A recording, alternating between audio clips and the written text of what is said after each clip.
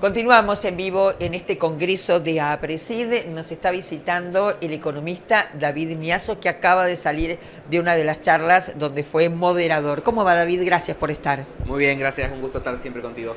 El tema abordado, me acabas de contar, tiene que ver con políticas públicas. Entonces quiero consultarte, en primer lugar, ¿cómo ves en esta segunda jornada ya el congreso? Y por supuesto luego quiero ahondar sobre ese tema.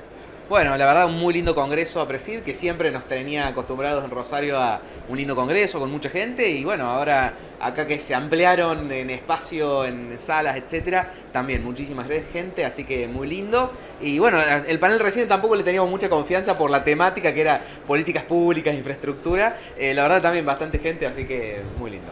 En materia de infraestructura, si te parece, hagamos como una división. En primer lugar, me súper interesa el tema hidrovía. Digo, a todos les interesa el tema hidrovía. Ha habido idas y vueltas, pedidas de los propios pedidos, de los propios industriales, aceiteros, portuarios, una decisión que acaba de tomar el gobierno. Contanos, ¿en qué estamos? Exactamente, uno de los disertantes que estuvo en el panel era una persona de Ciara. Gustavo Idígoras. No, era Luis de Ciara, que ha estado en la construcción de puertos, sí, muy específico en el tema hidrovía, que expuso un poco todo el estudio que se hizo junto a las bolsas, la bolsa de Rosario. Y la verdad que yo la última pregunta que le hice con la que cerramos el panel, le digo, a ver, la propuesta está, el Estado no pone plata, los productores ganan, los puertos exportadores ganan porque les solucionan muchos problemas logísticos, ¿por qué no se hace? Así que creo que es una de las preguntas que tendríamos que hacerle a las autoridades. Si está todo dado, está todo estudiado, vemos que hay por todos lados un beneficio, ¿por qué no avanzamos? Y bueno, es un poco la deuda, ¿no?, que tiene Argentina con la infraestructura en general, porque hablamos de los caminos rurales, son un problema. Hablamos de las rutas, son un problema. Hablamos de los ferrocarriles, son un problema en términos de que hay muy poco. Hablamos de la hidrovía, es un problema. Para la situación actual, que está estancada hace más de una década. Imagínate si somos un poquito optimistas y pensamos una producción de granos creciendo, una producción de carnes creciendo, que todo eso va a significar una mayor intensificación del uso de los caminos rurales, de las rutas. Si pensamos en que puede crecer el área productiva, sobre todo a las áreas que le decimos más marginales, pero que en general un gran problema tienen es la distancia a los puertos, donde el ferrocarril les podría solucionar parte de ese problema. Bueno, es justamente una de las deudas que, como siempre venimos trabajando sobre lo urgente, siempre estamos de crisis en crisis, trabajando en lo urgente, cuesta ponerse en estos temas de largo plazo. Muchos de estos temas lo puede hacer el capital privado. De hecho, la propuesta de la hidrovía va por ese lado, pero muchas veces los ferrocarriles también, las autopistas también podrían ser capitales privados que se concesionan y se repaga con peajes, como se hace en buena parte del mundo desarrollado. Bueno, el tema que también, en contexto de, si querés, ahí nos metemos en economía, de inestabilidad macroeconómica, no ayuda a que el privado pueda poner el dinero, consiga el financiamiento, ponga el dinero, y que tampoco el Estado tenga el dinero para hacerlo. Entonces nos quedamos boyando con una infraestructura cada vez más deteriorada o que alcanza cada vez para menos. Te voy a hacer una pregunta de una ciudadana de a pie. Escuchamos en varias ocasiones que el gobierno nacional señala que están las puertas abiertas para la inversión privada y que además el gobierno las incentiva. Sin embargo, las últimas grandes inversiones que hemos escuchado en los últimos tiempos son de capitales nacionales. ¿Qué nos falta? Digo, pienso en empresas de telecomunicaciones, por citar un caso. ¿Qué nos falta para generar esa confianza? ¿En qué lugar estamos? Bueno, creo que hay dos cuestiones centrales, me parece. Lo primero es lo netamente económico. Bueno, venimos de estar al borde de una hiperinflación, seguimos estando en un contexto de cepo. Vos pensás, cualquier inversión extranjera viene. De hecho, ¿qué le tuvimos que prometer con el RIGI? Mira, los dólares que vos traigas te los vas a poder llevar. Es una cuestión tan básica como esa. Entonces, bueno, hay algunas cuestiones macro que se tienen que ordenar. Ganar un poco, la volatilidad siempre va a existir, la imprevisibilidad siempre va a existir, pero ganar un poco de previsibilidad macroeconómica, que no estemos esperando cuándo explota la próxima bomba, porque bueno, si vos tenés que hundir X millones de dólares para cualquier tipo de inversión, bueno, una cierta previsibilidad, siempre va a ser incierto, necesitas. Y después, de alguna manera, viene lo político, ¿no? Y siempre se menciona la seguridad jurídica. Bueno, que no te estén cambiando las reglas permanentemente. El cepo es un cambio de reglas en lo cambiario, pero también cambiamos reglas permanentemente en lo fiscal, en lo impositivo. Y vuelvo al RIGI porque es el caso más claro. Te prometo que los dólares que traes te los vas a poder llevar, lo cambiario. Te prometo que no te voy a subir impuestos, lo fiscal, ¿no? O sea, tenés que estar sacando regímenes especiales para prometer que no les vas a cambiar las reglas del juego, que debería ser la base. Entonces, creo que lo político va por ese lado. Por ejemplo, ponele que una empresa le crea a Milei y crea que le va a ir bien.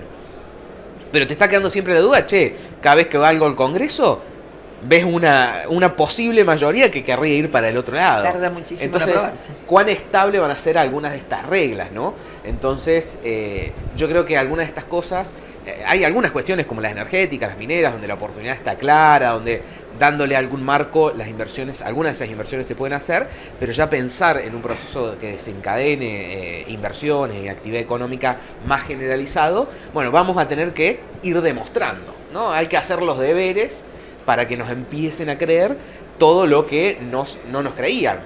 La cantidad de juicios que tenemos en el CIADI es un ejemplo. Tenemos juicios con las autopistas, con la distribuidora de energía eléctrica, con los productores. Bueno, es porque sistemáticamente el país, de una u otra manera, ha incumplido sus contratos. Y si nos remitimos por un instante al agro, en este mismo lugar, en la sociedad rural, en el marco de la inauguración de la Sociedad Rural Argentina, el presidente de la Nación hizo algunos anuncios que tienen que ver con una reducción o eliminación de retenciones a las exportaciones o un porcentaje, ¿no?, de las retenciones a las exportaciones, algunos productos cárnicos. De todos modos, queda, ¿cómo se dice?, lo macro, lo grande, que son las retenciones en general. Pero cuando hablamos mano a mano con los productores nos dicen, las retenciones va de suyo, pero hay toda una cuestión que tiene que ver con lo tributario que necesitamos modificar. ¿Ves viable que eso ocurra en este contexto? Sí, ¿En el mediano plazo? Lo primero, se festeja totalmente lo que se hizo sobre carnes. Es más o menos el 2% del aporte total de derechos de exportación del agro. Entonces, es limitado claramente, pero se festeja totalmente. Yo creo que realmente los derechos de exportación son un tema central, si bien no el único, pero son un tema central y es donde puede haber un quiebre en la rentabilidad o no.